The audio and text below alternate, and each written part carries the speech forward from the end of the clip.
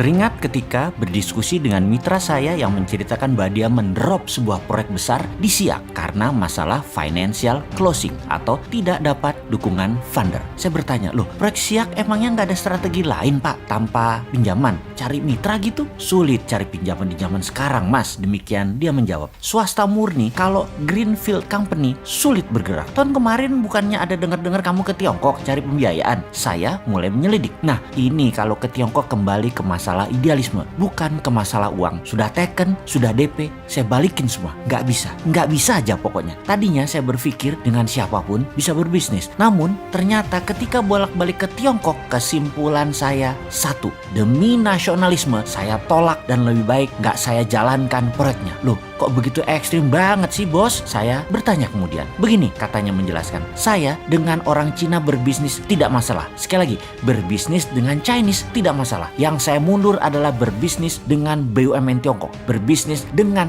negara Tiongkok. Dengan mata kepala sendiri saya melihat dan memahami setelah bolak-balik dengan mereka dalam 1 tahun terakhir ini. Pertemuan demi pertemuan, diskusi dan menyaksikan sendiri apa dan siapa mereka. Tiongkok itu membagi dua secara global bisnisnya. Dalam negeri, swasta yang mengelola, yang bermain kira-kira 80%. Luar negeri, BUMN Tiongkok yang bermain hampir 90%-nya. Pemerintah dukung dana, dukung fasilitas lainnya ke BUMN Tiongkok untuk menggarap luar negeri. Dengan 1,5 miliar manusia di Tiongkok, mereka memerlukan pangan dan kerja buat penduduknya. Tiongkok membuat grand strategi dan policy. China is not a country. China is civilization. China itu bukan negara, tetapi komunitas. Diaspora Cina menguasai seluruh jagat raya. 2-5% di sebuah negara, pasti diaspora Cina berada di sana. Dan bagi mereka, yaitu Tiongkok, melihat mereka semua itu adalah satu civilization yang bisa dimanfaatkan akar budayanya. Lalu saya perhatikan,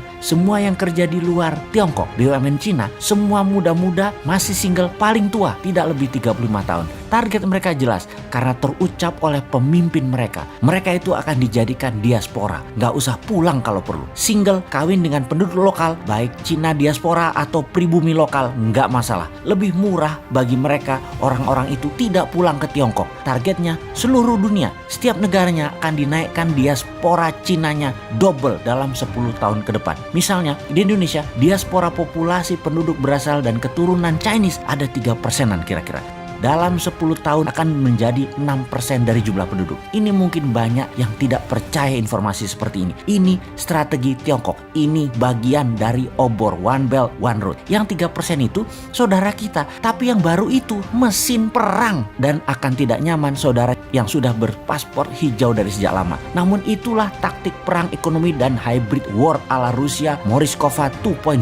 Strategi ini dipakai Rusia untuk mencaplok Crimea. Negara berdaulat itu diambil Rusia. Dunia hanya bisa diam. Semua orang yang bekerja di BUMN Tiongkok di luar negeri telah mengikuti semacam wajib militer. Mereka terdidik secara militan dan militer. Dengan pengetahuan ini, saya putuskan saya tidak akan berbisnis dengan BUMN Tiongkok. Ini sama saja dengan menjual bangsa, menjual negara, menjual NKRI. Lebih baik proyek saya tidak jalan daripada bangsa Indonesia tergadai. Dan sekarang saya jadi bingung dengan pejabat yang malah memfasilitasi Tiongkok masuk. Lalu BUMN Indonesia dengan BUMN Tiongkok bekerja sama. Diaspora tadinya sebentar lagi jadi ancaman nasional. Ini soft threat. Banyak yang terbuai uang, terbuai proyek, namun menggadaikan kedaulatan bangsa. Saya miris dengan ini semua. Dia melanjutkan monolognya. Saya berharap ini semua karena by accident dalam tanda petik. Karena alfa, karena lupa, karena pejabatnya lupa, karena ketidaktahuan pejabat. Namun kalau ini by accident dengan sengaja melakukan Cinanisasi, memasukkan diaspora Cina baru, akan mengikuti juga pastinya, yaitu faham yang berbeda dengan Pancasila, faham komunisme.